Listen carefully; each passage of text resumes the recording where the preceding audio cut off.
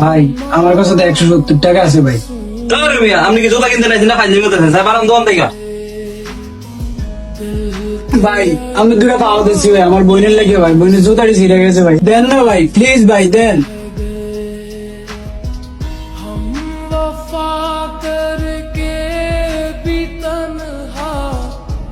ভাইয়া আমার এই শার্টটা ছিঁড়ে গেছে, বলছি যে ভাইয়া আমার একটা নতুন শার্ট লাগবে, একটা নতুন শার্ট কিনে দেওয়া আমারে। শার্ট ছিঁড়ে গেছে তো কি হয়েছে, এটাই করবি। পরিবারের অবস্থা এখন কি তুই বুঝছ না, তুই কি ছোট?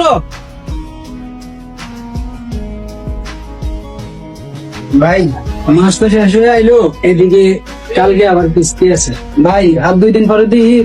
বলছি যে আজকে বেতনটা দিলে ভালো হতো। আজকে বেতন পাইলে যদি তোর উপকার হয় আর তুই খুশি হস, তাহলে তো তোর বেতন আজকে দিতেই হয়।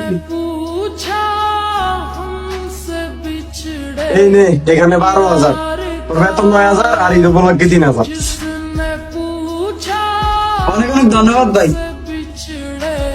আচ্ছা শোন, আমার শরীরটা আজকে ভালো লাগতেছে না, আমি বাসায় চলে যাব। তুই দোকান বন্ধ করে ঠিক মতো বাসায় চলে যাইস, আর কালকে সকাল সকাল এসে পড়িস। আচ্ছা ঠিক আছে ভাই।